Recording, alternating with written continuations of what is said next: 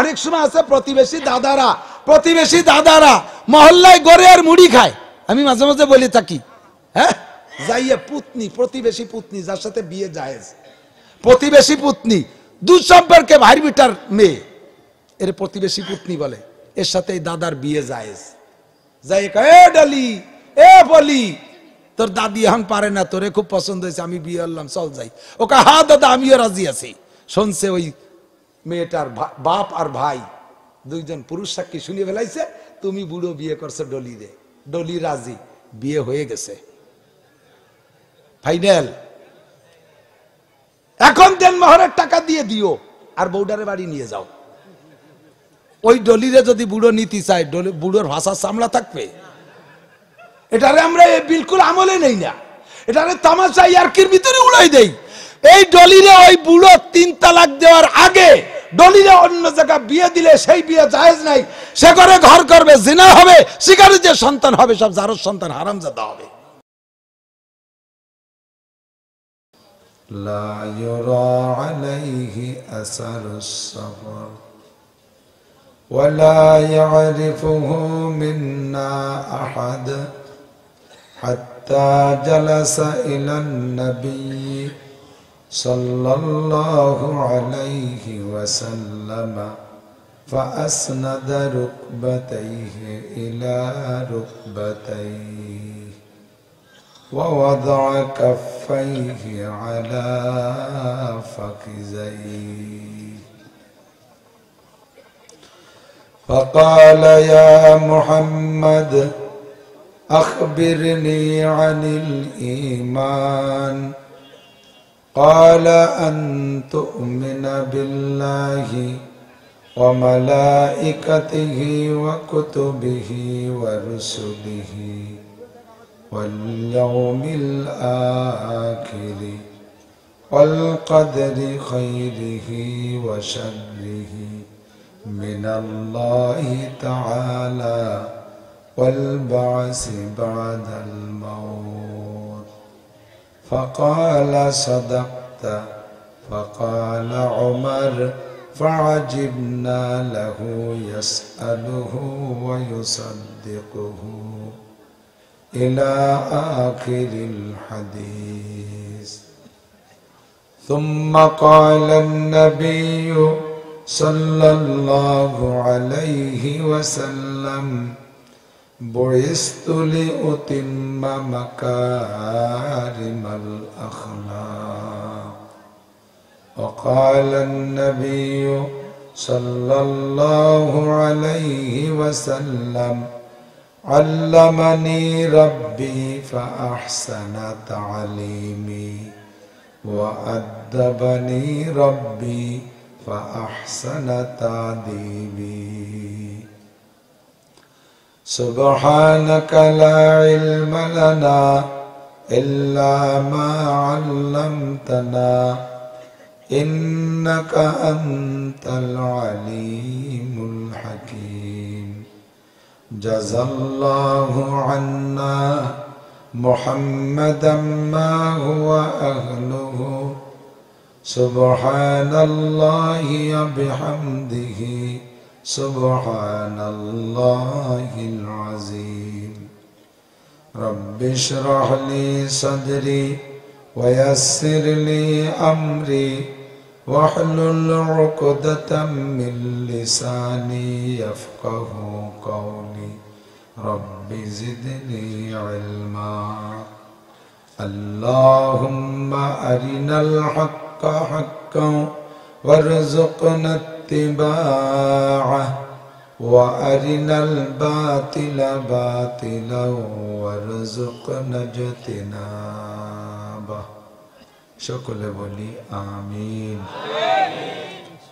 মোহাব্বতের সাথে জবান খুলে নবী আলাইহিস সালাতু ওয়াস সালামের শানে একবার দরুদ শরীফ পড়ে নেই, যে দরুদ নামাজের মধ্যে পড়ে থাকি। আল্লাহুম্মা সাল্লি আলা মুহাম্মাদিন ওয়া আলা আলি মুহাম্মাদ কামা সাল্লাইতা আলা ইব্রাহিম وعلى آل إبراهيم إنك حميد مجيد اللهم بارك على محمد وعلى آل محمد كما باركت على إبراهيم وعلى آل إبراهيم إنك حميد مجيد ঐতিহ্যবাহী সিংগাতি শাসন হাসানিয়া মাদ্রাসা কর্তৃক আয়োজিত বাৎসরিক নুরানি কুরআনী মাহফিলের সম্মানিত সভাপতি, মাদ্রাসা পরিচালনা কমিটির সদস্য সভাপতি, আজকের মাহফিলে আমাদের উপস্থিত আছেন যেই মহামানবের নামে মাদ্রাসা, তারই সুযোগ্য সাহেবজাদা, বর্তমান যশোর রেল স্টেশন মাদ্রাসার সুযোগ্য সুদক্ষ সুচিন্তিত মহাপরিচালক মোহতামিম সাহেব হুজুর হযরতুল আল্লাম হযরত মাওলানা হাফেজ আনোয়ারুল করিম হাফিজাহুল্লাহ এতক্ষণ পর্যন্ত বয়ান করেছেন আমার অত্যন্ত আপন, আমার ভাগ্নির ছেলে নাতি মুফতি ফুরকানুল ইসলাম কাসেমি আতালাল্লাহু উমরাহ ওয়া বারাকাল্লাহু ফি হায়াতি। মাদ্রাসার মোহতামিম সাহেব হুজুর, হাফেজ সাহেব হুজুর, আসাতিজা কিরাম, আজিজাম তুলাবা, প্রাণপ্রিয় দেশবাসী এবং পর্দার আড়ালে বসে থাকা মা বোনেরা, আল্লাহ তাবারাকা ওয়া তাআলার শাহী দরবারে আমাদের পক্ষ থেকে পাঠাই অসংখ্য শুকর যে আল্লাহ তাআলা সুন্দর মনোরম অনুকূল একটা আবহাওয়া আমাদের কাছকে দিয়েছেন। শীতও না, গরমও না, শীতাতাপ নিয়ন্ত্রিত এসি এয়ার কন্ডিশন পরিবেশ। আভ্যন্তরীণ দ্বন্দ্ব কলহ যাই থাকুক না কেন, ইসলামের খাতিরে দ্বীনের খাতিরে গায়ে গায়ে মিলে বসে এতক্ষণ পর্যন্ত কোরআন হাদিসের অনেক কথা বলা ও শোনার সুযোগ করে দিলেন। একটু শুকর আদায় করে নেই আলহামদুলিল্লাহ। হাফেজ আব্দুল আহাদ সাহেব আমার আপন ছোট ভগ্নিপতি, আমার অত্যন্ত মহব্বতের ছোট ভগ্নিপতি। আমরা অনেকগুলো ভাই বোন, 6টা বোন 5টা ভাই ছিলাম। বেঁচে আছি এখন 4 ভাই 4 বোন। তন্মধ্যে সবার ছোট সে, আমার মা বেঁচে আছে। আমি আমার মায়ের 8 নম্বর সন্তান। আমার বয়স 53 বছর। আমার বয়স 53 বছর। আমার বড় বোনের বড় ছেলে আর আমি এক বয়সী। এত বয়সী আমার মা। হাওয়া আলাইহিস সালামের পরপরই মনে হয় ওনার জন্ম। বেঁচে আছে আলহামদুলিল্লাহ। আমি সেদিন আমার বড় ছোট ভাই মাকে নিয়ে গেছে ঢাকায় কিছুদিনের বেড়ানোর জন্য। আমি মাকে দেখতে গিয়ে মার হাতে 10,000 টাকা দিছি। হ্যাঁ, চকচকে নকনকে টাকা, 500 টাকার নোট পেয়ে খুশি হয়ে একটা চুমু খাইলেন মা টাকায়। মা আমারে এক গাদি দোয়া দিছে আলহামদুলিল্লাহ। তো আলহামদুলিল্লাহ আমি অনেক আগের থেকেই সারসন মাদ্রাসা, আমরা তো শাসন বলি না, সারসন কই। এ সারসন আমাদের আরো আগের থেকে, আমার বোন বিয়ে দেওয়ার সূত্রে তো ভগ্নিপতি এখানকার হুজুর, তার আগের থেকেই সারসন আল্লাহ আমাদের আত্মীয়। কুটি মিয়া মুন্সি নাকি ছিল, বেঁচে নাই, তোমার আগে ওই বড় বড় আইডিয়া পালতো। হ্যাঁ, তো ওই কুটিমিয়া মুন্সি আমার তা ওই শাহিদ মুন্সি আমার ভগ্নিপতি, জি চাচাতো ভগ্নিপতি। সেই সূত্রে ধারাবাহিক একের পর এক শাখা প্রশাখায় আপনারা সকলে আমাদের আত্মীয় হবেন ইনশাআল্লাহ। মুসলমানের আত্মীয়তা এভাবে জড়িয়ে জড়িয়ে হয়। আমি ওই যে কোনো মাধ্যমে আসতে পারায় আপনাদের সকলের উপস্থিতি দেখে আন্তরিকভাবে খুশি হয়েছি। আমিও শুকর আদায় করি আলহামদুলিল্লাহ। সময়ের এত ব্যস্ততা, দৌড়ে সারতে পারি না। নিজের ক্রেডিট বাড়ানোর জন্য বলছি না, আপনারা গেলে দেখবেন আর বুঝবেন। প্রতিদিন 30, 40, 50টা করে দাওয়াত আসে, কয়টা রাখা যাবে? 6 মাস মাহফিল চলে, 6 মাসে 318, 180 দিন। 180 দিনে 2টা করে মাহফিল করলেও কত হয়? 360টি মাহফিল হয়, এর বেশি আর করা যায় না। তো তার ভাগ দিয়ে আমি আপনাদের যে সময় দিতে পারছি এই জন্য শুকর আদায় করি আলহামদুলিল্লাহ। আল্লাহ পাক রব্বুল আলামিন আমাদেরকে দুনিয়ায় পাঠিয়েছেন, আরো লক্ষ লক্ষ সৃষ্টি, লক্ষ লক্ষ প্রাণী আল্লাহ তাআলা সৃষ্টি করেছেন। পাশে যারা কথা বলছি, এই কাপড়ের আড়ালে অনেকে কথা বলে, মনে করে যে এই পাশে কথা বললে ওই ধারে শোনা যায় না। কাপড়ের আড়ালে দেখা যায় না কিন্তু শোনা তো যায়। তাদেরকে অনুরোধ করব, আপনাদেরই মাহফিল এর সুশৃঙ্খলা ঠিক রাখার জন্য, শৃঙ্খলা ঠিক রাখার জন্য সকলেই আমরা আদব ও লেহাজের এহতিয়াত করে চলব। মুফতি ফুরকানুল ইসলাম কাসেমি অনেক সুন্দর আলোচনা করেছেন, কালেকশন করেছেন। আল্লাহ পাক রব্বুল আলামিন তার কথার ভিতরে বরকত দান করেন, সবাই বলি আমিন।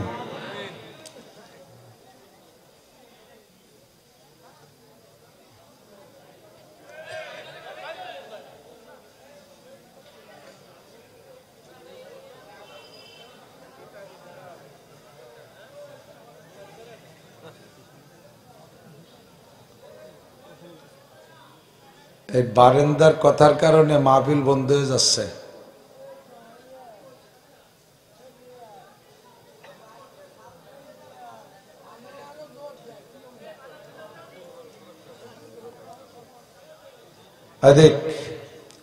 আমরা যে মাহফিল করি, আমরা ওলামায়ে কেরাম বয়ান করি, আপনারা শোনেন। আমাদেরও আল্লাহ তাআলা একটা মোটা সম্মান দিয়েছে, আপনাদেরকে আল্লাহ তাআলা অনেক বড় ধরনের সম্মানে সম্মানী করেছে। উলামায়ে কেরামকে আল্লাহ তাআলা নবী রাসূলদের অ্যাসিস্ট্যান্ট আর নায়েব হিসেবে ঘোষণা দিয়েছেন। আল্লাহ পাক বলেন, ইন্নামা ইয়াখশাল্লাহা মিন ইবাদিহিল উলামা।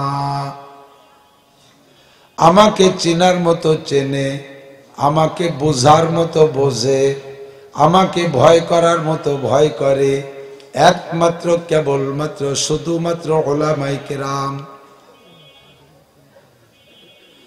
কারণ যারা যে জগতের মানুষ, সেই জগতের মানুষের প্রমোশন আর ছোট বড় মান মর্যাদার বিন্যাস ওরাই ওই জগতে বোঝে।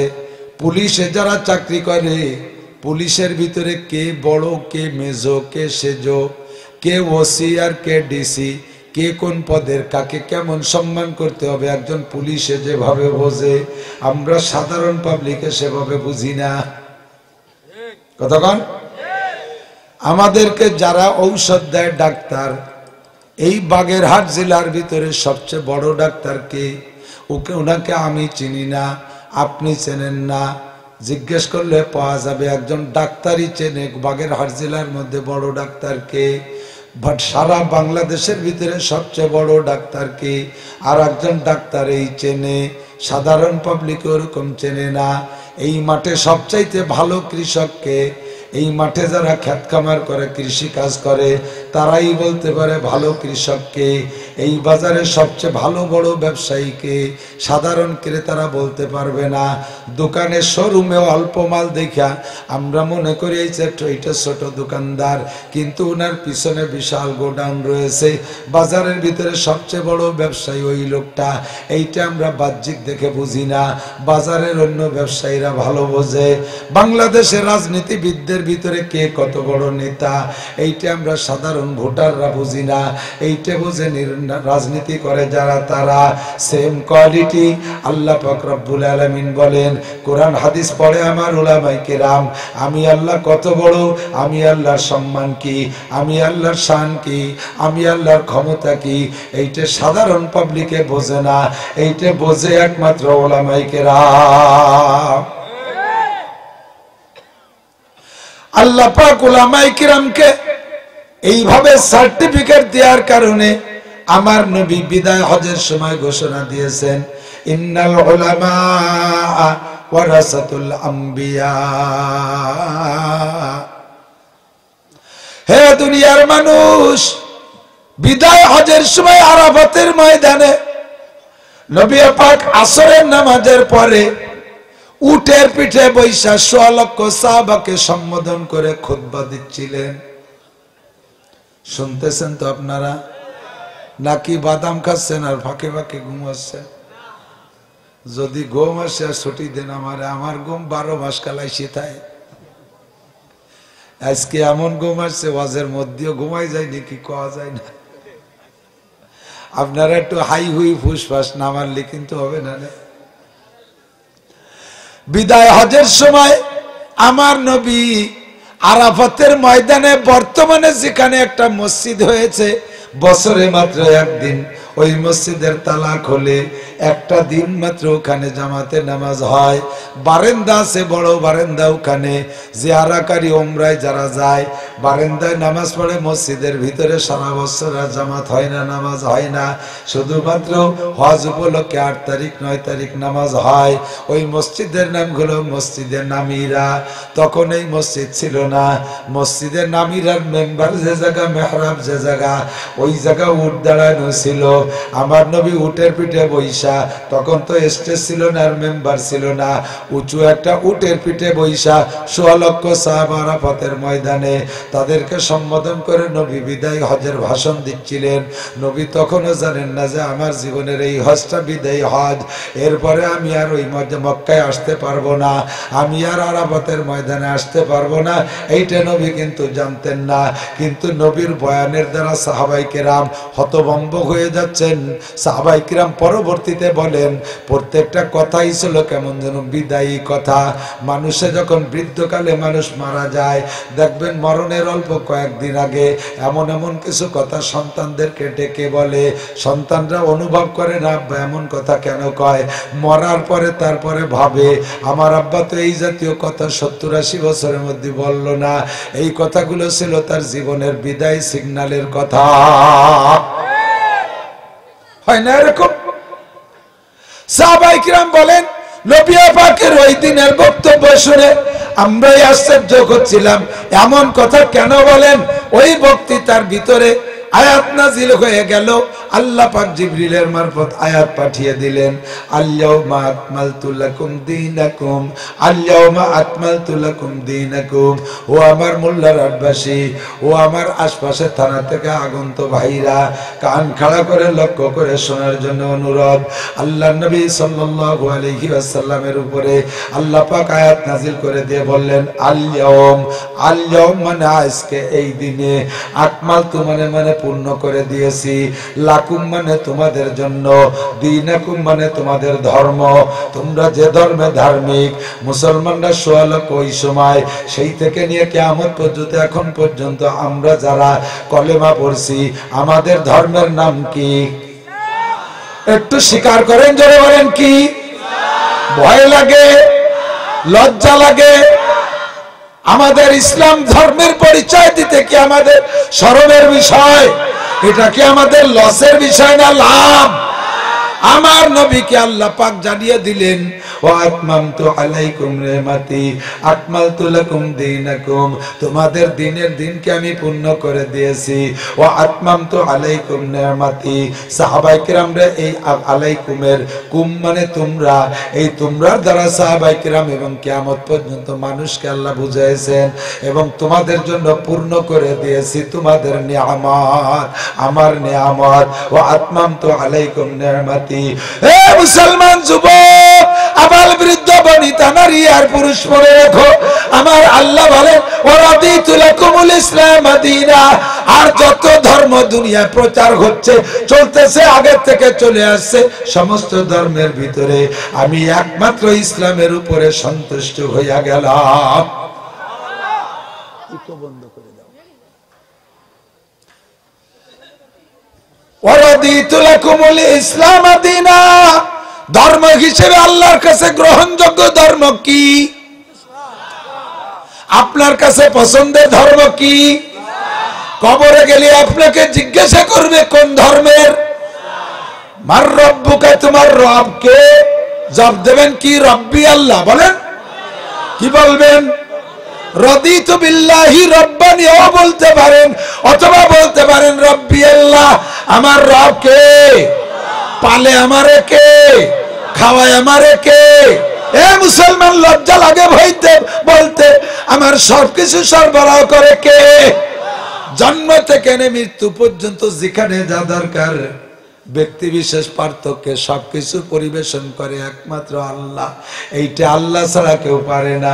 কতক্ষণ ঠিক ঠিক না? মানবিক পরিবার পার্থক্যের কারণে ক্লাসিফিকেশন করে আল্লাহ নিয়ামত সেভাবে তৈরি করে রেখেছেন। আল্লাহু আকবার। 30 টাকা দামেরও চাউল বাজারে আছে না নাই? 30 টাকা দামের চাইল খার মানুষও আছে না নাই? 300 টাকা দামের চাউলও আছে না নাই? 300 টাকা দামের চাউল খার মানুষও আছে না নাই? 150 টাকা দামের লুঙ্গি আছে কিনা? পরার মতো লোকও আছে কিনা? আবার 3000 টাকা দামের লুঙ্গি আছে কিনা? তা পরার মতো লোকও আছে কিনা? কতক্ষণ? 30 টাকা দামের আমও আমের সিজনে বাজারে পাওয়া যায়। যায়? এই 30 টাকা দামের আম কিনে খার মানুষ এলাকায় আছে না নাই?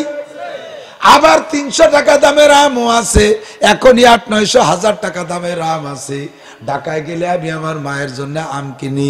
মহাখালী ফ্লাইওভারে ওঠার আগে বাম পাশে একটা মার্কেট আছে, ও জায়গা গেলে 12 মাস কাল আম পাওয়া যায়। এখন বিদেশি আম 1000-1200 টাকা দামের কেজি। আমার মা আম পছন্দ করে, ওখানে যাই আমি 2-3 কেজি আম কিনি। এই 1200 টাকা দামের আম বস্তা ভরে কেনার মতো মানুষও আছে, ওই দামের আমও আছে। 1200 টাকা দামের আম যদি সব হইতো, 30 টাকা দামের আম কিনে খাওয়া পার্টি জীবন আমের চোষাও খোসাও দেখতে পারতো না। আবার 30 টাকা দামের যে আম, ওই আম 300 টাকা 1000 টাকা দিয়ে আম কিনে খায় যারা, তাদের চাহিদা মিটাইতে পারে না। আল্লাহ পাক ব্যক্তি হিসেবে ক্লাসিফিকেশন কইরা সমস্ত নিয়ামত তৈরি করে রেখেছেন। জোরে বলেন ঠিক কি ঠিক না?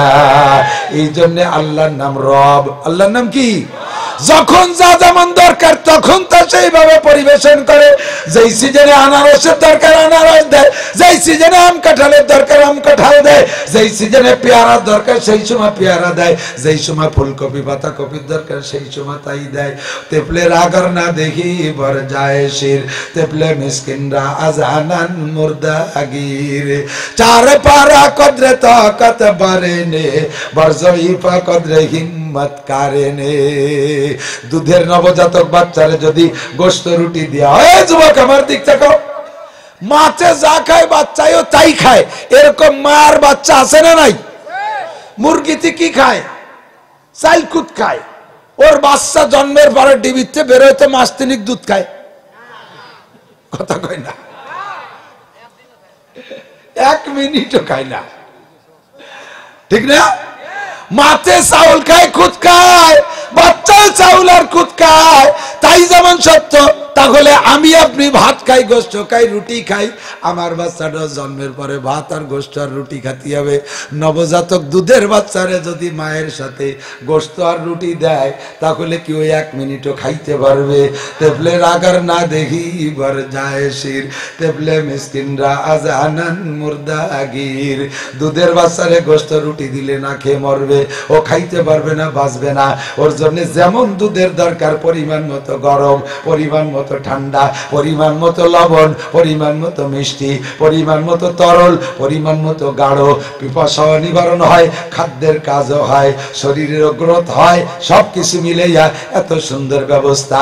তুমি রাতের বেলা যদি 5 ওয়াক্ত রাতের বেলা বাচ্চারে 3-4 বার ঘুম ভেঙে উঠে যদি দুধ বানায় খাওয়াইতে হয়, তাহলে তোমার ঘুমের কষ্ট হবে।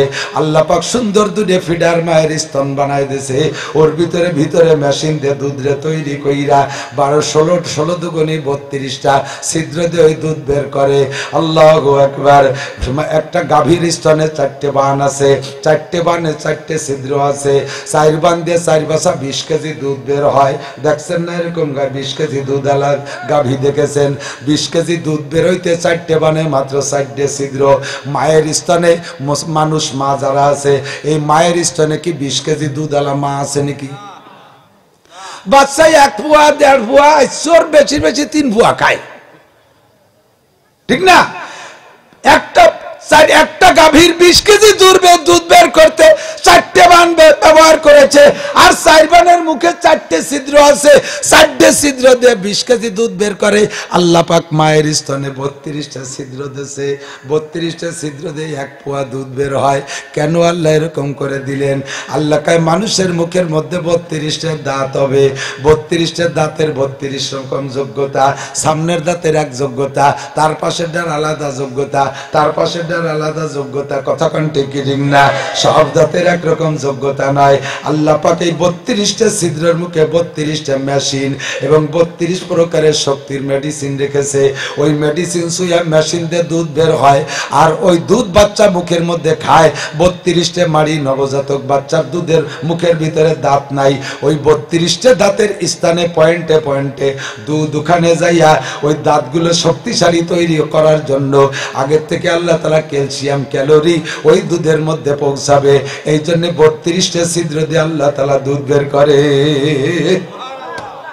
একটু কন্যা আল্লাহু আকবার। এই দুনিয়ার কোন প্রধানমন্ত্রীর জায়গা হাত আছে?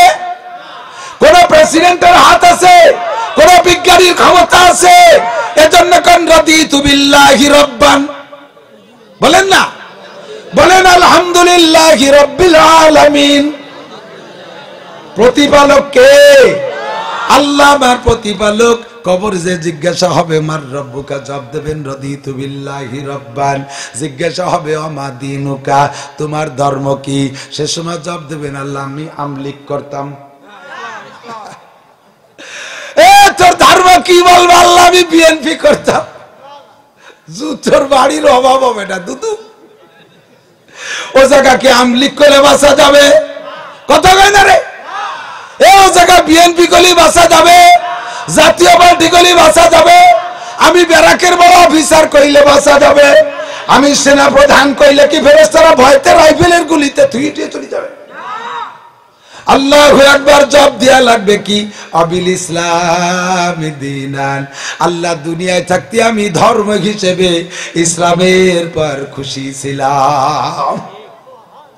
কোন ধর্ম? মুসলমান হওয়া বড় কঠিন ছিল, ঠিক না? কত বড় বড় ইংরেজ পণ্ডিত, বিজ্ঞানী পণ্ডিতরা কত গবেষণা করে, মহাকাশে ওঠে, চাঁদের দেশে যে প্লট বিক্রি করে, মঙ্গল গ্রহে চইলা গেছে, মধ্য আকর্ষণে স্টেশন বানায়, 6 মাইল মাটির তলে কি আছে উপরে বসে বলতে পারে। এমন মেশিন বানাইলে আমেরিকায় বসে জাপানে গল্প হয়, মাজেকের সাথে কোনো ঝামেলা হয় না, মোবাইলে অডিও ভিডিও সব কল চলে। এইটা বানাইছে কত বড় বড় জ্ঞান খাটাইয়া বিজ্ঞানীরা। এই ইন্ডাস্ট্রিজ কলকারখানার মধ্যে গেলে আপনি হতভম্ব হয়ে যাবেন। আল্লাহু আকবার, কি আজিব আজিব মেশিন বানাইছে। এই জায়গা আগ ঢুকোয় দেয়, এক জায়গা আগ সাইডে দেয়, ওই পাশে কত মেশিন ঘুরতে ঘুরতে লাস্টে যে চিনি বেরোয় এক জায়গায় দিয়ে, মদ বেরোয় আর এক জায়গায় দিয়ে, গাদ বেরোয় আর এক জায়গায় দিয়ে, ময়লা বেরোয়, ডাস্ট বেরোয় আর এক জায়গায় দিয়ে। এমন মেশিন বানাইছে এক জায়গায় দিয়ে তুলো দেয়, লাস্টে যাইয়া জিন্সের প্যান্ট হইয়া বাড়াইয়া বের হয়ে যায়, এক জায়গায় তুলো দেয়, শত মেশিন পার হইয়া অবশেষে যে সুন্দর সুন্দর দামি কাপড় হয়ে বের হয়ে যায়। এত জ্ঞান বিজ্ঞান তাদেরকে দিয়েছে, দুনিয়ার এত অজান্তা জিনিসকে তারা বানাইলো, কিন্তু আল্লাহরে তারা খুঁজে পায় নাই। কথা বলেন ঠিক না? আজও তারা আল্লাহরে খুঁজে পায় নাই। আমার মতো খুঁজে বেরেন। আমি কৃষক মূর্খর ছেলে, আমি ভ্যান চালানে রিক্সা চালানের ছেলে, আমি জেলে মাছ বেচার ছেলে, লেখাপড়া কিছু জানি না। আমার বুদ্ধি দিয়ে আমি আল্লাহরে খুঁজে পাইতাম না। আল্লাহ আমার সালেহা খাতুনের ঘরে পাঠাইছে, রাবেয়া বেগমের ঘরে পাঠাইছে, আব্দুল গনি আব্দুল খালেকের ঘরে পাঠাইছে। তাই জন্মের পরে আমার আব্বা আমার ডান কানে আজান দিয়া আল্লাহু আকবার বলে আল্লাহরে চিনাই দিয়েছে, আশহাদু আন্না মুহাম্মাদার রাসূলুল্লাহ কইয়া রাসূলের সাথে পরিচয় করাই দিয়েছে। আমি জন্মসূত্রে মুসলমান, বলেন আলহামদুলিল্লাহ। ও মুসলমান, হাজার হাজার বিজ্ঞানীরা, হাজার হাজার বড় বড় ইহুদি খ্রিস্টান হিন্দু বৌদ্ধরা এখন ইসলামকে সহি বুঝা, ইসলামকে সঠিক মনে করে আল্লাহর রহমতে গবেষণা কইরা তারা মুসলমান হয়ে যাচ্ছে।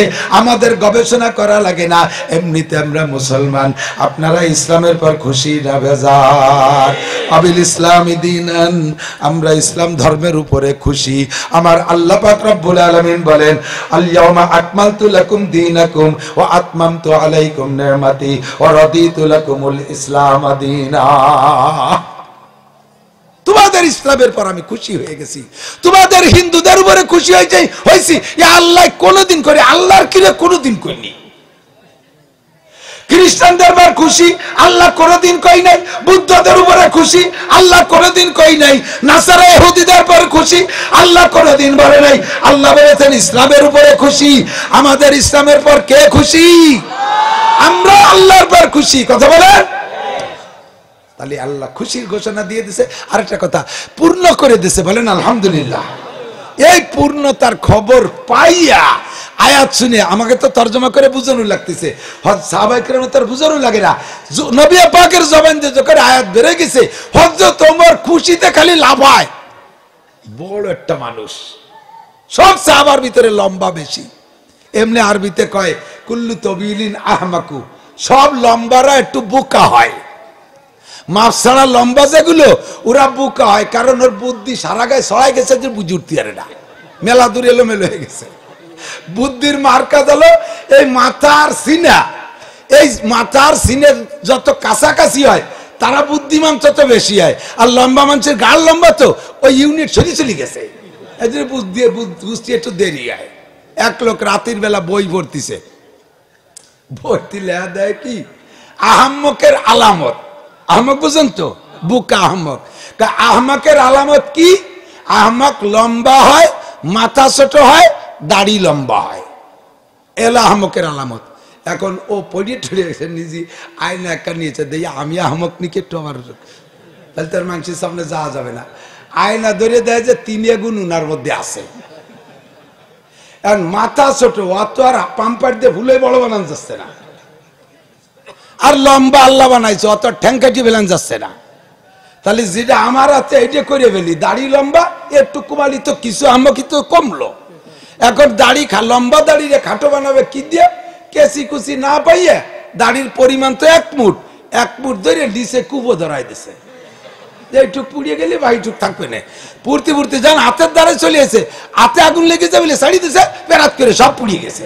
পরে কয় যে আসলে আমি হাম্মক, নইলে রাতারাতে সিদ্ধান্ত নিতে গেলাম কে?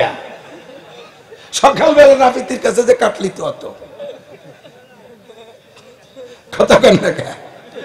হযরত ওমর লম্বা, তবে উলামায়ে কিরাম সাহাবায়ে কিরাম সকলে বলেন লম্বা মানুষ বোকা হয়, আর খাটো মানুষটা মাঝারি ধরনের ফিগারের চাইতে খাটোরা একটু দুর্বল হয়। তো বলা হয় কুল্লু তবিলিন আহমাকু ইল্লাল ওমর, সব লম্বারা বোকা, ওমর ছাড়া। ওমর বাদে, ওমর একটু বোকা না। আর কুল্লু তবিলিন আজাজু, সব কুল্লু কসিরিন আজাজু, সব খাটোরা বাটিরা লম্বাকে কাছে শক্তিতে দুর্বল। ইল্লাল আলী, আলী খাটো হওয়া শক্তি সত্ত্বেও দুর্বল না।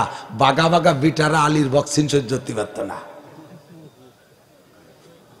যুদ্ধের ময়দানে যে ঢাল কেটে গেছে, উনি যে ঢাল নিয়ে গেছে, ঢাল চূর্ণ চূর্ণ হয়ে গেছে। এখন লড়াই করতে হবে, ঢাল পাবে কোথায়? বিশাল গেটের দরজা ধরে টান মারছে, এইটাকে ঢাল হিসেবে ব্যবহার করছে, লোহার ডাল। যুদ্ধের পরে ছেড়ে দিয়েছে, 80 জন সেই ঢালকে উঁচু করতে পারে না।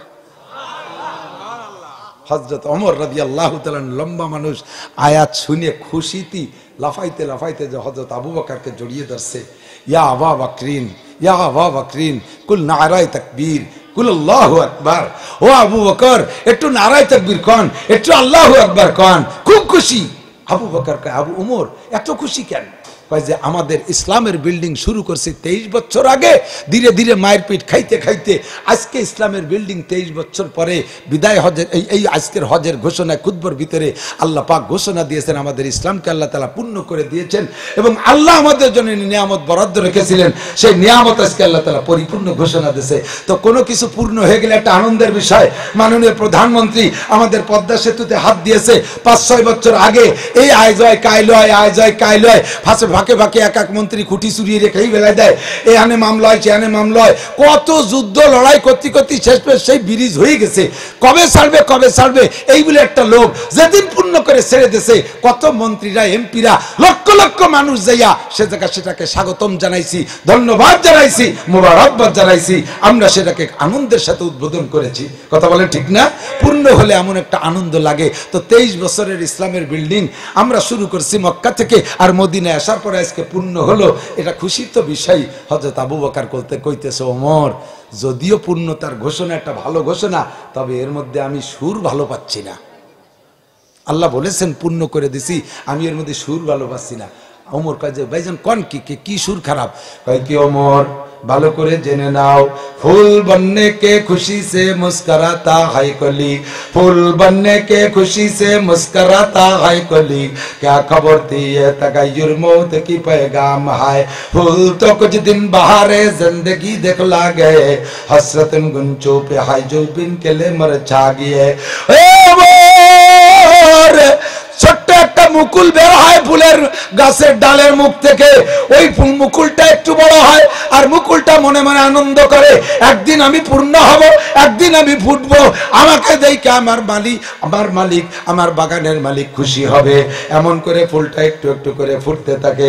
ফুলটা যেদিন পূর্ণ ফুটা হয়ে যায় ফুলের বড় আনন্দ লাগে, কিন্তু ফুল জানে না পূর্ণ ফুটা হয়ে গেলে তারপরে পাপড়ি ঝরা শুরু হয়ে যায়। ইসলামের ফুল 23 বছর আগে মুকুল নিয়ে বের হইছে, ফুটতে ফুটতে ফুটতে ফুটতে আজকে ইসলামের ফুল পূর্ণ ফুটে গেছে।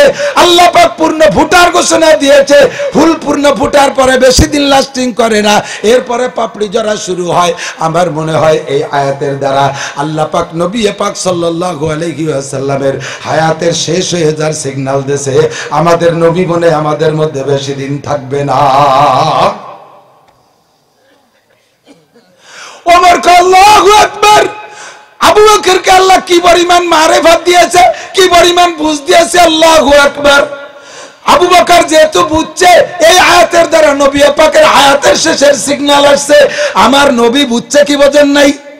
নবীও বুঝতে পাইরা সোয়ালাক্ষ সাহাবাকে সামনে করে বলতেছে, আমার সাহাবায়ে কিরাম, হায়াত মউতের কথা বলা যায় না, কখন চলে যায় বলা যায় না, তোমাদের কাছে আমি রেখে যাই তারাকতু ফিকুম আমরাইন, দুইটা জিনিস তোমাদের জন্য রেখে যাই। জোরে বলেন কয়টা? যুবকরা মনে রাখো কয়টা? দুইটা জিনিস রেখে যাই। তারাকতু ফিকুম আমরাইন, দুইটা জিনিস রেখে গেলাম। লান তাদিল্লু মা তামাসসাকতুম বিহিমা, এই দুটো যতক্ষণ ধরে রাখতে পারবা, লান তাদিল্লু, তোমরা গুমরাহ হবে না, পথভ্রষ্ট হবে না, বিপদগামী হবে না, তোমরা নষ্ট হবে না, তোমরা খারাপ হবে না, তোমরা বেঈমান হবে না, তোমরা ঈমানচ্যুত হবে না। দুইটা জিনিস ধরে রাখতে পারলে, একটা হলো কিতাব আল্লাহ, একটা হলো আল্লাহর কোরআন, 2 নম্বরে সুন্নতি, আর একটা হলো আমি নবীর সুন্নাত আমার হাদিস। এই দুটো জিনিস ধরে রাখবা। নবী পাক আয়াতের তরজমা বুঝতে পেরে আল্লাহকে বললেন, আল্লাহ তোমার দুনিয়া কতদিন থাকবে? হে মুসলমান আমার দিক তাকাও। আর নবী আল্লাহর কাছে জানতে চাইলেন, আল্লাহ এই দুনিয়া কতদিন থাকবে? আল্লাহ পাক জবাব দিলেন, যতদিন দুনিয়ায় দিন থাকবে, যতদিন দুনিয়ায় দিন থাকবে, কোরআন থাকবে, হাদিস থাকবে, ইসলাম থাকবে, আল্লাহ আল্লাহ জিকির থাকবে, অতদিন পর্যন্ত দুনিয়া থাকবে। যখন দুনিয়ায় দিন থাকবে না, বেদিনের আড্ডা হবে, এই কাফের মুশরিক মুরতাদ বেঈমান হিন্দু বৌদ্ধ খ্রিস্টান বেঈমানের জাতিকে খাওয়ানোর জন্য আমি দুনিয়া রাখবো না, ওদের আলো দেওয়ার জন্য সূর্য রাখবো না, ওদের আলো দেওয়ার জন্য চন্দ্র রাখবো না, ওদের আলো দেওয়ার জন্য নদ নদীতে পানি রাখবো না, ওদেরকে বৃষ্টি দেওয়ার জন্য, ওদের পানি দেওয়ার জন্য নদ নদীতে পানি রাখবো না, ওদেরকে সাইরাব করার জন্য আমি বৃষ্টি দেব না। বৃষ্টি দেব মুসলমানের ওসিলায়, বৃষ্টি দেব মুমিনের ওসিলায়। মুমিনার দিন যখন দুনিয়ায় থাকবে না, তখন দুনিয়াটারে ধ্বংস করে দেব। অতদিন পর্যন্ত দুনিয়া থাকবে যতদিন দিন থাকবে। দুনিয়া এখন আছে না নাই? পিছনে যুবকরা জোরে আছে না নাই? আমেরিকার শক্তিতে জাপানের যুক্তিতে, চায়নার ঠাউরকে বেরেনে, দাদা বাবুকে ক্ষমতায়, কার ক্ষমতায়, কাদের ওসিলা? মোমেনের দিন, বলেন মোমেনের। আমাদের আল্লাহ আল্লাহ জিকিরের ওসিলায় দুনিয়া আছে। নবী বললেন আল্লাহ দিন থাকবে কতদিন? দাওয়াত থাকবে যতদিন, দিনের ওয়াজ থাকবে, দিনের বয়ান থাকবে, দিনের তালিম থাকবে, দিনের শিক্ষা থাকবে, যতদিন অতদিন দিন থাকবে। কথা কোন ঠিক কি ঠিক না? যখন দাওয়াত থাকবে না তখন দিন থাকবে না। এবার নবী বললেন আল্লাহ তাহলে আমি দিনের দাওয়াত আর কতদিন দেব? আমি নবী কত দিনের জন্য? আল্লাহ পাক বলেন মা কানা মুহাম্মাদুন আবা আহাদিম মির রিজালিকুম ওয়ালাকিন রাসূলুল্লাহি ওয়া খাতামান নাবিয়্যিন। আমার আল্লাহ পাক রব্বুল আলামিন বলেন আপনাকে পাঠিয়েছি কাফাতাল লিন্নাসে বাশীরা ওয়া নাযীরা। কিয়ামত পর্যন্ত আপনি নবী, সেকেন্ড কোন নবী আসবে না, নবী লাগবে না। আপনি পরিপূর্ণ দিন নিয়ে দুনিয়ায় গিয়েছেন, আপনার পরে কোন নবী আসবে না। মুসলমান যুবকরা সাক্ষী দাও, আমার নবীর পরে কি আর নবী আসবে? আর দরকার আছে? নবী বলে দরকার নাই। গোলাম আহমদ কাদিয়ানী এক ভণ্ড, সে নবী বলে দাবি করে। ও কি নবী না কাফের? জোর হলো না, নবী না কাফের? ওরে যারা কাফের বলবে না তারাও কইতে হবে, ওরে যারা কাফের বলবে না তারাও। ওরে কাফের বলার সময় যারা চুপ করে থাকবে তাকে ইমানের মধ্যে দোষ আছে। কথা বলে গোলাম আহমদ কাদিয়ানী কি? জোর হলো না। ওর সমর্থক যারা তারা কি? ওরে যারা কাফের স্বীকৃতি দেয় না তারা কি? আমরা স্বীকৃতি দিয়েছি গোলাম আহমদ কাদিয়ানী কাফের। ঠিক কি ঠিক না? নবী বললেন আল্লাহ আমি তো শেষ নবী, আমার হায়াত কতদিন? কয় বেশি দিন নাই। আয়াতে সিগন্যাল দিয়েছে তুমি বেশি দিন নাই। নবী বললেন আল্লাহ তাহলে আমার দিনের জিম্মাদারি পালন করবে কে? আল্লাহ পাক বলেন আমি যাদেরকে সার্টিফাই দিয়েছি ইন্নামা ইয়াখশাল্লাহ মিন ইবাদিহিল উলামা। আমার তোমার নবীরা আল্লাহকে ভয় পেয়েছে, তোমাদের পরে পূর্ণ ভয় আছে আলেমদের অন্তরে, তাদেরকে তুমি জিম্মাদারি দাও। আল্লাহর নবী জিম্মাদারি দিলেন আমাদের কাছে। ইন্নাল উলামা ওয়ারাসাতুল আম্বিয়া। তাবলীগের আমির হবে আলেম, মহল্লায় তাবলীগের আমির হবে আলেম, ইউনিয়নে আমির হবে আলেম, থানার আমির হবে আলেম, দেশের আমির হবে আলেম হবে সব জায়গায় জিম্মাদার। মাদ্রাসা পরিচালনায় থাকবে আলেম, মসজিদ পরিচালনায় থাকবে আলেম, ধর্মের পরিচালক হবে আলেম, ওয়াজের ময়দানে বয়ান করবে আলেম, ইমামতি করবে আলেম, সব জায়গায় আলেমরা জিম্মাদারি পালন করবে। কথা বলেন ঠিক কি ঠিক না? ও বন্ধু নবী যেভাবে বয়ান করেছে আমরা সেভাবে বয়ান করতে বলছি। যেই ব্যক্তির নাম বলেছি হযরত ওমর ইবনে খাত্তাব, হাদিসের বর্ণনাকারী হযরত ওমর। হযরত ওমর বলে আমার যুবকরা ভালো করে কান লাগাই শুনবা, জীবনে বহু বয়ান শুনেছো, আজকের বয়ানটা তোমাদের জন্য আমি বিদায়ী বয়ানের মতো বলবো, শোনা একটু অন্তর দিয়ে শুনবা, পাগলামি করবা না। আমি এই সমাজের যত কুসংস্কার আছে এগুলো আমার বলতে আর বাকি নাই।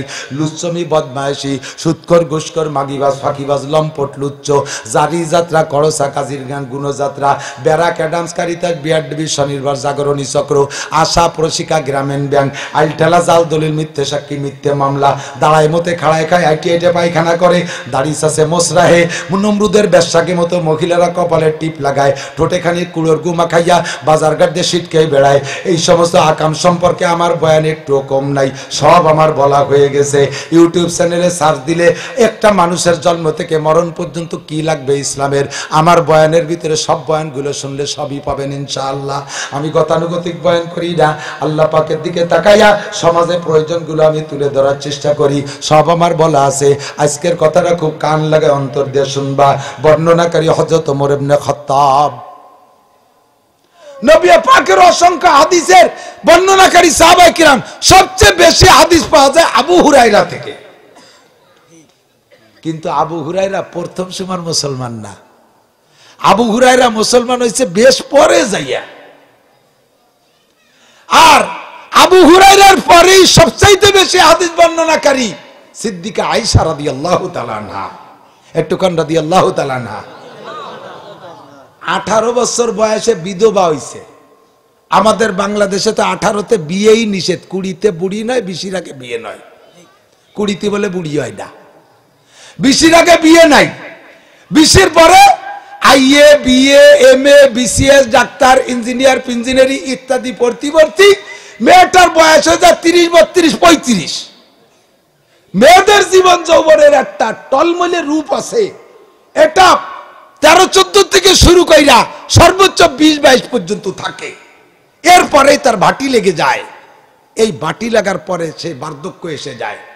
এখন 20 বলে বুড়ি নয়, 20-এর আগে বিয়ে নাই, 20 পার হয়ে যাওয়ার পরে তোমার যৌবনের বাটি এসে যায়। তখন বুড়ি বুড়ি দেখা যায়।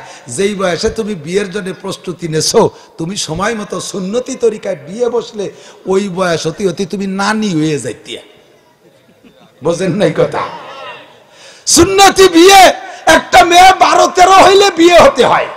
আল্লাহ নবী বলেন, মান বালাগাত ইবনাতুহু ইসনাতা আশারাতা সানাতান ওয়া লাম ইউযাববিজহা ওয়ালাম ইউযাববিজহা ফাসাবাত ইসমান ওয়া ইসমুহা লা বিহে। যদি মেয়ের বয়স 12 বছর পার হয়, এ মুসলমান আমার দিক তাকাও, সরকারি আইন সরকার বাস্তবায়ন করবে। আল্লাহর আইন সম্পর্কে আমার বলার দায়িত্ব। আমি যদি এ জায়গায় লুকোচুরি করি, আমি আল্লাহর কাছে দিনাগ হয়ে যাব। আমি শরীয়তের মাসালার হাদিস থেকে বলে গেলাম। আল্লাহর নবী কয় ফি তাওরাতে মাকতুবুন, তাওরাতের মধ্যে একটা আয়াত আছে, আমার কোরআনের মধ্যে সেইটা আয়াত হিসেবে আসে নাই। আমি সেখান থেকে সংগ্রহ কইরা তোমাদের জন্য হাদিস হিসেবে বলে গেলাম। মান বালাগাত ইবনাতুহু ইসনাতা আশারাতা সানাতান, যে আব্বার মেয়ের বয়স 12 বছর পার হলো, আব্বার মেয়ের বয়স 12 বছর পার হলো, ওয়ালাম ইউযাববিজহা, আব্বা এবার মেয়েকে বিয়ে দেওয়ার জন্য পাত্র খুঁজছে না, মেয়েকে শুধু অল্প বয়সী জালি আর কষি কয়ে কয়ে কয়ে শুধু পালতেই তালে আছে, ও মেয়ে বাপের কাছে কোনোদিন বতি হয় না। গড়ডাঙ্গা রুহুল আমিন সাহেব রহমাতুল্লাহ আলাইহির এক বয়ানে শুনছিলাম, উনি কয় আমি গেছি এক এলাকায় বয়ানে, মাহফিলের পরে রইছি এক বড় লোকের বাড়ি, রাত্রে সকালবেলা আসার আগে নাস্তা বাড়ি দেশে খাইয়ে দাইয়ে বেরোবো, এর মধ্যে বড় লোক কয়, হুজুর আমার কষির একটা হু দিয়ে যান, ওর মধ্যে স্বাস্থ্য টিকতেছে না। কষি হুজুর মনে আছে, কষি মানে কষি ছোট জালি, 5, 6, 8 বছর বয়স হবে। হুজুর বললেন যে তা কষিরে আসতি করে এখানে। ওরে কপাল, রুহুল আমিন সাহেব তো কি মুটা ছিল, এ কষিরে ডাক দিলি, ওর বাপের বিল্ডিং এর দরজায় দিয়ে কষি সোজা ভাবে আসতে পারতেছে না, কষি আইডি হইয়ে আসতেছে, উপরে ঠেয়ে যায়, ভাসেও ঠেয়ে যায়, এলো কষি। হুজুর কামিয়া এইটা কষি, তোমার মতি ডাকি। হুজুর তো রসিক মানুষ ছিল, এইটা যদি তোর কষি হয় তোর মতি ডাকিল। কষি কি বলে, কয় কষি 6 বছর আগে মাস্টার শেষ করছে, 6 বছর আগে MA পাস করছে, এখনো কষিরে বিয়ে দেনে, তার স্বাস্থ্য ঠিক থাকতেছে না কেন, এই জন্য হু দিতে কষি ডাকতেছে। হুজুর আল্লাহর কাছে মাপ চাই, তোমার কাছে মাপ চাই, কষি তোর কাছেও মাপ চাই, তুই ঘরে যে একটু বতিও। আমি এমন কষিরে ভু দেই না, ওই বয়সে সে নানি হয়ে যাইতো যদি সময় মতো বিয়ে হতো। কথা কোন ঠিক না? আল্লাহ নবী বলেন, আল্লাহ পাক নিজেই বলেছেন, মেয়ে সাবালিকা হওয়ার পরে আব্বা যদি বিয়ে দেওয়ার চেষ্টা না করে, এর কারণে মেয়েটা যদি বিয়ের অভাবে অন্যায় করে, অবৈধ আচরণ করে, মেয়েতে যত গুনাহ করবে সব গুনাহ বাপর আমলনামায় জমা হবে। এর মানে আবার মেয়ে যে কিছু ভাগ পাবা না তা না। মেয়ের আবার মনে করতেছে আমি আকাম করলে আব্বা যদি গুনাহ পায়, আমি তো খালি এত পরিষ্কার আছি। তোমার আমলনামায় পূর্ণ হবে, তোমার বাপের আমলনামায় পূর্ণ হবে। সিদ্দিকা আয়েশা রাদিয়াল্লাহু তাআলা আনহা মাত্র 6 বছর বয়সে বিয়ে হয়েছে, কিন্তু একেবারে ছোট থাকার কারণে মক্কায় থাকতে বিয়ে হয়েছে। মদিনায় যাওয়ার পরে 3 বছর পরে 9 বছর পূর্ছে বয়স। ওই সময় সিদ্দিকা আয়েশার মা একদিন চাষতের সময় জোহরের আগে 10টা-11টার দিক মেয়েটাকে সুন্দর করে গুছাই গাছাইয়া গোসল করা একটু ভালো কাপড় পরাইয়া নবী পাকের বাড়ি নিয়ে বলতেছেন, মা তোমার এই বাড়ি তোমার থাকার জায়গা, এই মুহাম্মদুর রাসূলুল্লাহ তোমার স্বামী, ও মা তোমারে রেখে গেলাম। এত ছোট মেয়ে যার কাছে খেলনা, যে পারিবারিক ছোট মেয়েরা খেলনা ব্যবহার করে, এই সমস্ত আসামুটি ঘটিবাটি এগুলো পর্যন্ত সাথে দিয়ে দিয়েছে। সিদ্দিকা আয়েশা নবীর বাড়ি বয়স পাইছে মাত্র 9 বছর। 9 বছর বয়সে আল্লাহ তাআলা বডিকে এমন পূর্ণ করে দিয়েছে, 16-17 বছরে যুবতীর মতো বডি হয়ে গেছে। এক শ্রেণীর কুলাঙ্গার, যেমন ভারতের নূপুর শর্মা কিছুদিন আগে এই বিষয়টাকে কেন্দ্র করে সমালোচনা করেছিল যে মুহাম্মাদুর, তোমাদের নবী মুহাম্মদ চরিত্রহীন, 9 বছরের একটা মেয়ের সাথে যৌন মিলন করে তাকে শারীরিকভাবে নির্যাতন করেছে। জোরে কর নাউজুবিল্লাহ। কোথায় এসে গেলে লম্বা হয়ে যায়, কষ্ট হচ্ছে না আপনাদের? একদিন নবী পাক সাহাবায়ে কিরামদেরকে নিয়ে বৈশা 5-6 জন সাহাবা নিয়ে বসে একটা ছোট মিটিং করতেছেন। ওই মিটিং এর ভিতরে আমার নবী বলেন, হুব্বিবা ইলাইয়া মিনাদ দুনিয়া সালাস মিন দুনিয়াকুম সালাস। হে আমার সাহাবায়ে কিরাম, তোমাদের দুনিয়ায় কিছু আমার ভালো লাগে না, মাত্র 3টে জিনিস ভালো লাগে। নবী বলেন, আমার দুনিয়ায় 3টে জিনিস ভালো লাগে। 1 নম্বরে আতিব, আমার কাছে সুগন্ধি ভালো লাগে, আতর ভালো লাগে। আমি এই জন্য মাইকে একটু আতর মাখাই নেই, আতর নবীর সুন্নাত, নবীকে আমার সুগন্ধি ভালো লাগে। 2 নম্বরে আল মারআত, নারী জাতি আমার ভালো লাগে, নারী জাতি আমার ভালো লাগে। এই ভালো লাগার মানে যৌন চরিতার্থ করার ভালো লাগা না, টোটাল নারী জাতি ভালো লাগে। মাকে মা হিসেবে ভালো লাগে, কথা বলেন, নারীকে নারী হিসেবে ভালো লাগে, দাদিকে দাদি হিসেবে ভালো লাগে, খালাকে খালা হিসেবে ভালো লাগে, বোন থাকলে বোন হিসেবে ভালো লাগে, স্ত্রীকে স্ত্রী হিসেবে ভালো লাগে। কারণ নারী জাতি অবলা অসহায়, নারীরা দুর্বল, আমি তাদেরকে ভালোবাসি, পছন্দ করি। এই জন্য স্ত্রী নারী জাতি আমার ভালো লাগে। মক্কায় থাকতে হুজুর বলেছেন 3 নম্বরে হলো ওয়াকুররাতু আইনি ফিস সালাত, দুনিয়ার কোনো কাজে তৃপ্তি পাই না, শান্তি পাই না, নামাজের মধ্যে আমার দিলটা ঠান্ডা হয়ে যায়, নামাজে দাঁড়াইলে আমি প্রশান্তি পাই। আমার 3টে জিনিস ভালো লাগে। 1 নম্বরে সুগন্ধি, 2 নম্বরে নারী, আর নারীদের মধ্যে স্ত্রীকে স্ত্রী হিসেবে ভালো লাগে, 3 নম্বরে নামাজ ভালো লাগে। যেদিন হুজুর এই হাদিস বলেন, ওই দিন হুজুরের ঘরে কোনো স্ত্রী নাই। এর কিছুদিন আগে খাদিজাতুল কুবরা মারা গেছে, কিছুদিন আগে খাদিজা মারা গেছে, হুজুরের আর কোনো স্ত্রী নাই। ওই মজলিসে ছিলেন আবু বকর ফাকামা আবু বকরিন, আবু বকর উঠে দাঁড়াইয়া গেলেন। ফাকালা সাদাকতা ইয়া রাসূলুল্লাহ, হুজুর আপনি যা বলেছেন সত্য বলেছেন, আপনার জীবনে আমরা এগুলো উপলব্ধি করেছি, সত্যি আপনি খুশবু ভালোবাসেন। এমন ভালোবাসে আমার নবী যেন পৃথিবীর নাসার কোন খুশবু ব্যবহার না করলেও নবীর নবীর ঘামেও তৎকালীন বিশ্বের সর্বশ্রেষ্ঠ মেশক আর কস্তরির চাইতে বেশি সুগন্ধি আসতো। নবীর গা থেকে যখন ঘাম হতো, সাহাবায়ে কিরাম ওইটাকে কিছু দিয়ে চামচ দিয়ে কাইকে নিয়ে ওটা বোতলের মধ্যে রেখে আতরের কাজে ব্যবহার করতেন। জোরে কন্যা সুবহানাল্লাহ, আল্লাহু আকবার। আপনার ভিতরে 3টা গুণ দেখেছি। অহুব্বিবা ইলাইয়া মিনাদ দুনিয়া সালাস। ইতিমধ্যে আবু বকর দাঁড়িয়ে বলতেছে, হুজুর আমারও দুনিয়ায় 3টে জিনিস ভালো লাগে। এ ভাই, নবীর 3টে জিনিস ভালো লাগে কি কি? 1 নম্বরে আতর, বলেন 1 নম্বরে আপনি আতর ব্যবহার করবেন না? আতর ব্যবহার করুন, কিনবেন, আতর ব্যবহার করবেন, সুগন্ধি ভালো। কিন্তু সুগন্ধি আবার সবার ভালো লাগে না। আতর সবার ভালো লাগে নাকি? কের আছে আতরে অসহ্য লাগে। সবচাইতে বেশি খারাপ আতরের সাথে শত্রুতা হলো 2 প্রাণীর। 1 নম্বরে সুসুও, 2 নম্বরে মেথর চেনেন? সুইপার যারা ওই যে কুদালেকার গাড়ে রে বালতি আতরে ঘুরে বেড়ায় না, স্যানিটারি সাফ করতে, ওরা কিন্তু আতর সহ্য করতে পারে না, তা তো জানেন না। কেরাচিন আর পায়খানার গিরানে ওরা খুব তৃপ্তি পায়। এই মেথর একটা বাড়িতে সকালবেলা কোদালার বালতি নিয়ে বেরোইছে, ও জানে না যে এই বাজারে কোন গলিতে কি, হঠাৎ করে আতর গলি যেটা, সেই আতর গলির ভিতরে ঢুকে পড়ছে। আতরের দোকানদার আতরের দোকান খুলিয়ে কেবল যা বুঝতে পারছে, আতরের দোকানে তো আতরের গিরান হবেই, কেরোসিনের দোকানে কেরোসিনের, ওষুধের দোকানে ওষুধের গিরান। যখন জাপ উঠেছে ওই সময় মেথর সামনে জাপ উঠানোর সাথে সাথে আলগা ঘিরান যাই ওর নাকের মধ্যে ঢুকে গেছে, সাথে সাথে অজ্ঞানে পড়ে গেছে। আর আতরের দোকানদার তো মৌলবী কিনেছে, ওর বড় চিন্তায় পড়ে গেছে, আল্লাহ সর্বনাশ করছে। এমনি আমাকে নামে বদনাম যে হুজুররা বোমা মারে, তাহলে ইয়ে কি মারলাম তা আল্লাহ জানে। ইয়ে নিয়ে বড় টেনশনে পড়ে গেছে। ও লোকজন নিয়ে পানি পুনি ঢালিয়ে সুস্থ করার চেষ্টা করতেছে, কোনো তাই কাজ হয় না। এই খবর চলে গেছে ওই সুইপারের ভাইয়ের কাছে যে তোমার ভাই এরকম অজ্ঞান হয়ে পড়ে গেছে, তাড়াতাড়ি আসো। ওই জায়গা থেকে জিজ্ঞেস করছে, পড়ছে কোন জায়গা তাই বল।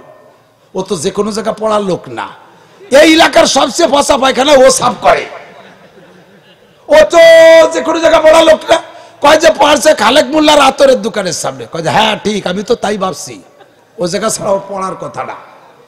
ও কি এখনো সেখানে? বলে হ্যাঁ। ওই জায়গা থেকে সরাও, আর সরাইয়ে আপাতত একটু পচা পায়খানা নাকে মাখাই দাও, হুঁচ আসবে, পরে আমি আসতেছি। আতরের দোকানেতে সরাই না একটু গু মাহাই দিছে, ও চাইয়ে পড়ছে। কয় নিয়ামত কোন জায়গাতে আনলি রে? নিয়ামত এই মেথরে আতর সহ্য করতে পারে না। দেখছো এলাকায় কিছু মুসলমানও থাকে, নামে মুসলমান, আতর সহ্য করতে পারে না, আছে না নাই? আতর মানে মসজিদ সহ্য করতে পারে না, মাদ্রাসা সহ্য করতে পারে না, আলেম সহ্য করতে পারে না, ইসলাম সহ্য করতে পারে না, এগুলো মেথর মার্কা মুসলমান। ঠিক কি ঠিক না? এরা এগে নাকে হুজুরে গন্ধ আসলি হুজুর, মৌলবাদ, রাজাকার, তালেবান, জঙ্গি, তোর দাঁত সিটে কপালে লাগবে দাতাল। আমি বুঝে ফেলাইছি তুই সুইপারের গোষ্ঠী, তুই মেথরের গোষ্ঠী, এই আতর সহ্য করতে পারিস না। কথা কন। আর হলো সুসুও, সুসুও চেনেন তো, আমরা তো একই এলাকার মানুষ। ও দূরি দূরি কয় সিকে কয় সুসুয়া। এই যে ইঁদুরির মতো রাতের বেলা ঘুরিয়ে বেড়ায়, ওর গায়ে তিব্বত আতরের ঘ্রাণ না। করবেন আতর ভালোবাসবেন। আল্লাহ নবী বলেন তিনটে জিনিস আমার ভালো লাগে, 1 নম্বরে আতর, 2 নম্বরে স্ত্রী। স্ত্রীকে ভালোবাসেন তো? হ্যাঁ বলছেন। সবাই কয় না রে বাপ ভালো না, দোটানা দোটানা বাপ, এই যে তো কথা হবে না, চুপ তাই, সুর খারাপ। আল্লাহ নবী বলেন দুনিয়া কুল্লুহা মাতা ওয়া খায়রু মাতা'আদ দুনিয়াল মারাতুস সালিহা। আমার নবী বলেন দুনিয়ায় সব কিছু তোমাদের জন্য ভোগ সামগ্রী। কথা বলেন, দালান ব্যবহার করি, গাড়ি ব্যবহার করি, বাড়ি ব্যবহার করি, আম খাই, মাছ খাই, কাঁঠাল খাই, ফল খাই, ফুল খাই, কত কিছু ব্যবহার করি। সমস্ত নিয়ামতের ভিতরে একজন পুরুষের জন্য সর্বোচ্চ নিয়ামত কোনটা? আল্লাহ নবী বলেন আল মারআতুস সালিহা। একজন পুরুষের জীবনে সবচাইতে বড় শ্রেষ্ঠ নিয়ামত হলো দিনদার, ইমানদার, পরহেজগার, আল্লাহওয়ালি, সুন্দরী, রূপসী, গুণবতী, স্বামী, ভক্তা স্ত্রী। এর চাইতে বড় নিয়ামত পুরুষের কিছু হইতে পারে না। আল্লাহু আকবার। আল্লাহ নিজেই বলেন লিতাসকুনু ইলাইহা। নারীদেরকে বানাইছে এজন্য লিতাসকুনু ইলাইহা। দুনিয়ার যে জায়গা যে অশান্তি থাকুক না কেন, রাতের বেলা স্ত্রীর কাছে গেলে, দিনের বেলা যদি ভদ্র স্ত্রীর কাছে যান, স্ত্রী আপনাকে সব টেনশন দূর করে দিতে পারে, আপনাকে প্রশান্তি দিতে পারে। লিতাসকুনু ইলাইহা। স্ত্রীর কাছে যে তুমি শান্তি গ্রহণ করবা, এই জন্য নারীদেরকে আল্লাহ পাক বানাইছে। কথা কোন ঠিক কি ঠিক না? তবে নারীরা সেই রকম হতে হবে, আপনাকে সান্ত্বনা দেওয়ার মতো নারী হইতে হবে। বাইরে গ্যাঞ্জাম ফাসাদ করে বাড়ি গেছেন, মাইট টাইট খাইয়ে গেছেন, বাড়ি মুখখান তো বেজার বেজার, বাপ চট্টাপড় খাইছেন, রাস্তাঘাটে বাড়ি দুড়ি খেয়ে গেছেন, মুখ বেজার। বাড়ি গেলি বৌতি যদি সাথে সাথে কয় কি ব্যাপার আপনি মুখ বেজার কেন? কয় যে রাস্তায় এরকম গ্যাঞ্জাম হয়েছে, সেখানে আমাদের ছেলে পেলে ছিল না, আমাদের একটু মায়ের বেশি খাওয়া হয়ে গেছে। স্বামীটা যদি ভালো হয়, সে বলবে কোনো ঘটনা না, লা তাহজান ওয়া লা তাখা, ভাইবেন না, টেনশন করে না। পুরুষ মানুষ আজ মায়ের খেয়েছেন, কালকে দুটি বেশি দিয়ে দিলি হয়ে গেলে কি হয়েছে, কি হতে, কোনো ঘটনা না। আসেন এদিকে আসেন, কোলের ভিতরে বসাইয়া তাল পাখাই দিয়ে বাতাস টাতাস দিয়ে সাইডে খাবার দাবার কিছু দিয়ে টিয়ে এরবারে আস্তে আস্তে গাগত টিপে দিতি, বগলের মধ্যে আজ দিয়ে কেতু কুতু দিয়ে সুসুরি দিয়ে হাসাই দিছে। বুড়ি কয় কি তুমি সে কুয়োরা সার্টি বেল্টে ডাইছ, এই বুড়ো কালে কেতু কুতু দেয় মানছি রে। তুমি তো কইতেছ যে কুয়ারা ছাড়তে পারলে না কেতুকুতু দেয়। আল্লাহ কয় ওই বুড়ি তোমার যে তালভঙ্গি করে কেতুকুতু দিয়ে আশায় দিছে, ওই বুড়ির জন্য জান্নাতের 2টা দরজা খোলা হয়ে গেছে। ওর আমল নামায় 7 ভরি স্বর্ণ দান করা সব লেখা হয়ে গেছে। এই কেতুকুতুর মধ্যে নেকি।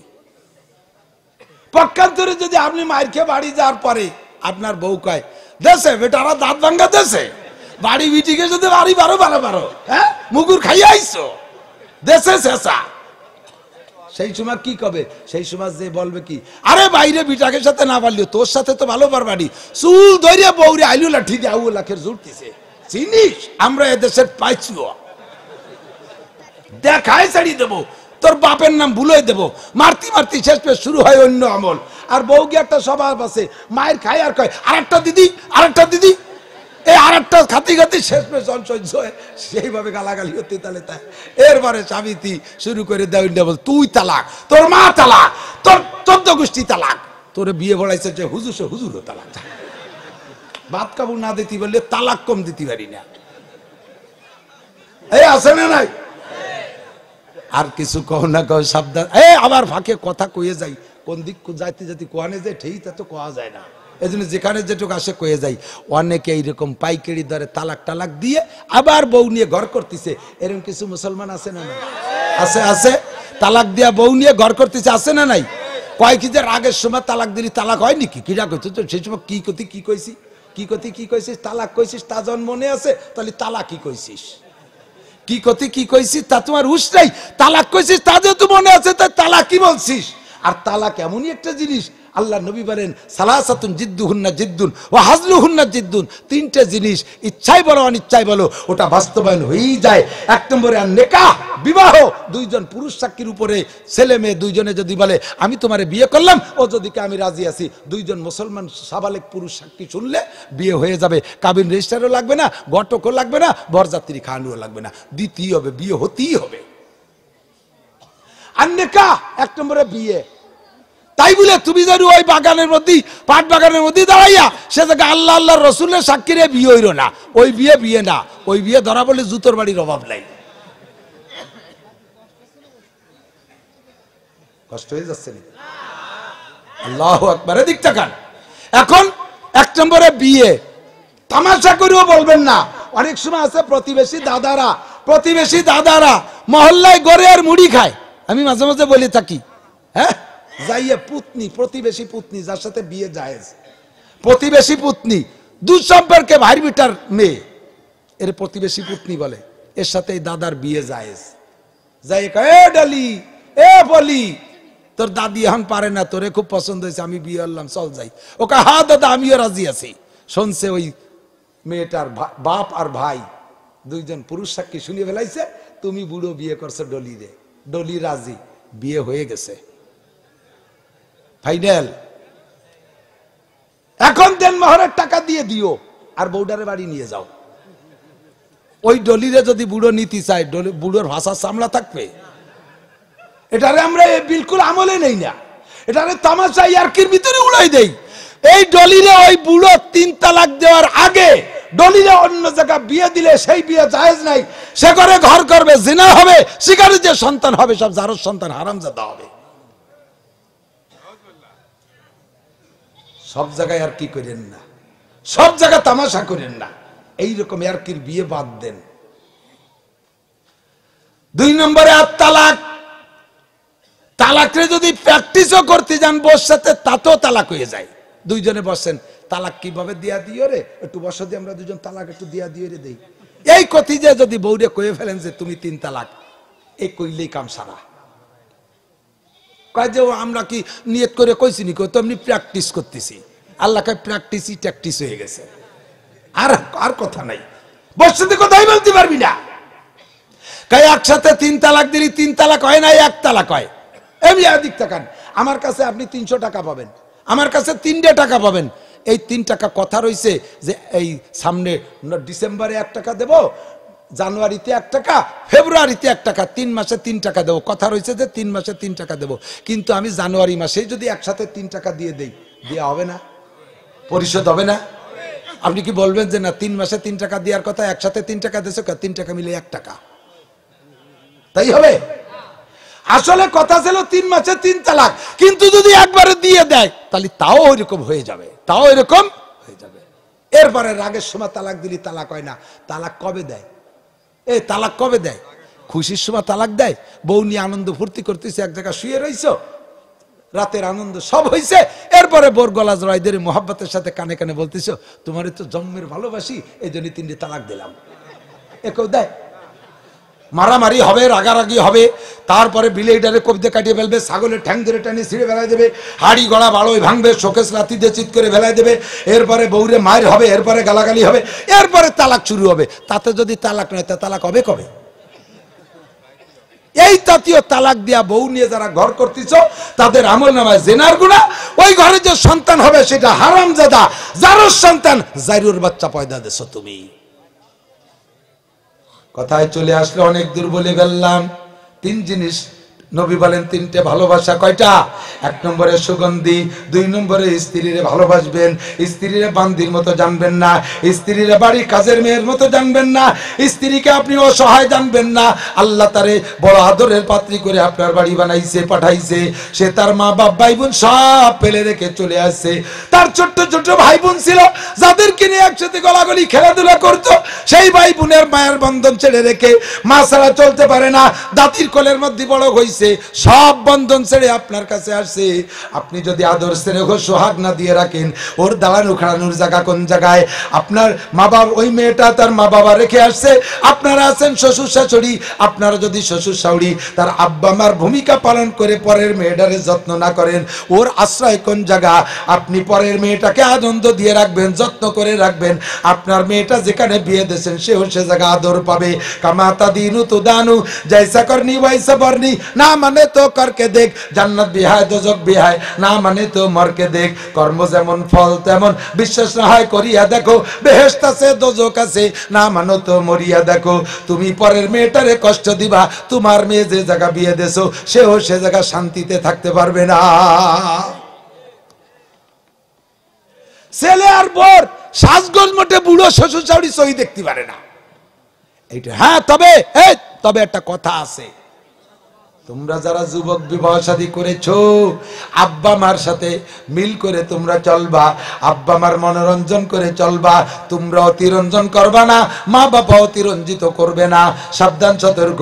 তাহলে 2 নম্বরে আমরা স্ত্রী ভালোবাসবো তো ইনশাআল্লাহ। 3 নম্বরে নবী বলেন আমার নামাজ ভালো লাগে। জোরে বলেন কি? জোর হলো না? আল্লাহ পাক বলেন ওয়াস্তাইনু বিসসাবরি ওয়াসসালাহ। দুনিয়ার যত আপদ বিপদ বালা মুসিবত দূর করতে হইলে, মনের যত চাহিদার তামান্না আছে এগুলো পূর্ণ করতে হলে এমনি ব্লাঙ্ক মোনাজাতে হবে না। নিজে নামাজ না পড়িয়ে শুক্রবারে 2 কেজি জিলাপি হুজুরির কাছে ক্যাশ মেরে দিছে। হুজুর ধরিয়েন, মারছে, হুজুর ধরি বসে। কি করবো? কয় যে হুজুর একটা মিলাদ পড়াই দিয়ে, আমি একটু ঝামেলায় আছি, একটু ঝামেলা। হুজুর কয় তা আপনি বলবেন না? কয় না, আমার তো ঝামেলা আছে আর বিড়ি খাচ্ছি, হুজুর এখন যাওয়া যাবে না। আল্লাহ কয় হুজুর ওই দাতালের জন্য 2 কেজি না 200 মন জিলাপিতেও কাম হবে না। কতক্ষণ? নিজে নামাজ পড়িস না। এ ভাই, আপনার জন্য আপনার যত মায়া লাগে, আপনার জন্য কি আমার অত মায়া লাগে? এনি ম্যান এভরিবডি আমি শিখাই দেই, মনে রাখেন, ছেলে মেয়ে বউ বাচ্চা প্রত্যেকে যার যার তার। আপনিও আপনারও সাথে আনুষঙ্গিক যা আছে, মহা বিপদে পড়ে দেখেন সবাই ফেলাইতে চলে যায়, যার প্রমাণ করছে করোনার সময়। কথা কোন ঠিক না? শুনছেন না গল্প? বাপের করোনা হয়েছে, বাগানের মধ্যে ফেলাইতেও চলে গেছে। আরে বাপ তো বাপ, ছেলে যুবক, ছেলে 13 বছরের 14 বছরের যুবক, এই কাশিয়ানির ওই পাশে শিক্ষিত মা বাপ 14 বছরের ছেলেকে করোনার কারণে বাগানের মধ্যে ফেলাইতে চলে গেছে। তাহলে কেউ কের না, আমাকে আমি হেফাজত করব, আমাকে আমি বাঁচাবো, আমার বিপদ থেকে মোনাজাত করব আমি কার কাছে? আল্লাহর কাছে। আর একটা কথা সাথে এসে গেছে, কয়ে যায়, এদিক তাকান। অনেক সময় ছোট ছোট পোলাপান বাচ্চা কাচ্চারা, দুধের বাচ্চারা কান্নাকাটি বেশি করলে হুজুরির কাছে নিয়ে আসে, হুজুর একটু জাড়িয়ে দেন। হুজুর আবার একটু ফু ভাত দিয়ে কয় দয়াকালা গাছের থেকে কয়টা ছোটা উঠে নিয়ে আসে। এই দয়াকালা গাছ তো মক্কা মদিনায় নাই, তা হুজুর রাই দয়াকালা গাছে ভু দিয়া শিখলো কোন যাইতাম তো তা কতি পারি না। এই দয়াকালা গাছের ছুটা উঠে নিয়েছে, যাই হোক ফড়িয়ে টড়িয়ে দেয়। তাতে বিশ্বাসের কারণে অনেক সময় কাজ হয়, অনেক সময় হয় না। আপনার সন্তানের জন্য আমার কাছ থেকে ফু নেবেন, আপনার বাচ্চাটা কানলিও আমার কিছু আসে যায় না, হাসলিও আমার কিছু আসে যায় না। আইসেন ফু দিতি, আর একদিক তাকাই ফুয়েরটা দিয়ে সাইডি দিয়ে তাড়াতাড়ি সারি চলে গেলাম। ও আসলো না, কানলো, দেখার আমার সময় নাই। কিন্তু আমার বাচ্চা যদি কান্দে, তখন ওটেরে থামানোর জন্য ফুটা যদি আমি দেই, তাহলে ওই ফুটা কত গুরুত্ব সহকারে হবে কন? ওই ফুটা অন্তর থেকে হবে না? এই জন্যে বাচ্চারা কান্নাকাটি করলে মৌলবীকে কাছে ফুট দরকার নাই। বাচ্চারা কান্নাকাটি করলে না ঘুমাইলে মাই সবচেয়ে বড় কবিরাজ। সেকেন্ড কবিরাজ আব্বা, 1 নম্বর কবিরাজ মা, 2 নম্বর কবিরাজ বাপ। মা সন্তানকে সুস্থ করার জন্য যে অন্তর দিয়ে ফু দেবে, দেশের কোনো মৌলবী কি সেই অন্তর দিয়ে ফু দেবে? বাপে যে মোহাব্বতে ফু দেবে, সেই ফু আর কেউ দেবে? আমার কাছে আনলে আমি আর একদিক চাইয়ে দড়ির ভিতরে এক ফু দিয়ে চলে যাব। ফু লাগলিও ভালো, না লাগলিও ভালো। মাতে এই বাচ্চাকে কবিরাজি করবেন নিজে, বাচ্চায় কান্দে ঘুমায় না, আপনি কোলে করে নিয়ে ঘুরবেন আর দোয়া পড়বেন। কোরআন শরীফে সূরা নাবার আয়াত পড়বেন, ওয়াজআলনা নাওমাকুম সুবাতা ওয়াজআলনা নাওমাকুম সুবাতা ওয়াজআলনা নাওমাকুম সুবাতা। আল্লাহ বলেন আমি তোমাদেরকে ঘুম দিয়েছি প্রশান্তির জন্য। আল্লাহর কালামের মধ্যে বরকত আছে না নাই? আল্লাহ ঘুম দিয়েছে প্রশান্তির জন্য। মা এই আয়াতটা বারবার পড়বে আর বাচ্চার কানে আর চোখে ফু মারবে, কানে আর চোখে ফু মারবে। আল্লাহর রহমতে বাচ্চা ঘুম যাবে, বাচ্চা শান্ত হয়ে যাবে, বাচ্চা কান্নাকাটি করবে না, এমন করে ফু দেবে। একবার ডাক্তাররা কয় হুজুর এই পড়ে ফু দিলি কি হয়? আমরা বস্তা বস্তা ওষুধ খাই, তাতে ঘুম আসে না, আর উনিও ওয়াজআলনা নাওমাকুমকে ফু দেবে, ফুতে কি হয়? এক নাস্তিক ডাক্তারের সাথে এক হুজুরির এই নিয়ে তর্ক, কয় যে আমরা এত ওষুধ খাই কাজ হয় না, আর আপনারা ফু দিলি কোরআন শরীফ পড়ে ফু দিলি এত তাই, এ ভাও কথার জীবনে কোনোদিন কয়েন না। কোয়ার সাথে সাথে বলার সাথে সাথে আলেম সাহেব কৃত্রিম ভাবে মানে পরবর্তীতে মীমাংসা করিয়ে নেবে, এর বুঝে শুনেই ডাক্তার সাহেব বলছে কুত্তা ফারদার এমন কথা বলবি না। কুত্তা কয়ে ডাক্তারের একটা ধমক দিয়েছে। উজ্জ্বল ফর্সা চেহারার ডাক্তার, কুত্তা কর সাথে সাথে চেহারাটা লাল হয়ে গেছে। পকেটে ছিল আয়না, কয় স্যার দেন দি চেহারা কেমন? এই সময় কি চেহারা দেওয়ার সময় আছে নাকি? স্যার এক নজর তারপরও দেখিয়ে ফেলাইছে, দেখে যে তার চেহারা আগে যেমন ছিল, এই কুত্তা বলার পরে চেহারা ওই রকম নাই, লাল হয়ে গেছে। এরপরে বলতেছে স্যার দুনিয়ার সবচাইতে নিকৃষ্ট প্রাণী কুত্তা, এই কুত্তা শব্দ বললাম আমার জবান দিয়ে, এই কুত্তা শব্দ আপনার মুখের পর বলছি, আপনারা ভুও দেই নেই, খালি কুত্তা কইছি, তাতেই আপনার সাদা চেহারা যদি লাল হতে পারে, আমার আল্লাহ পাকের কালাম সূরা ফাতিহা আমার আল্লাহ পাকের কালাম ওয়াজআলনা নাওমাকুম, এর ভিতরে তার চাইতে 1000 গুণ পাওয়ার হতে পারে কি পারে না?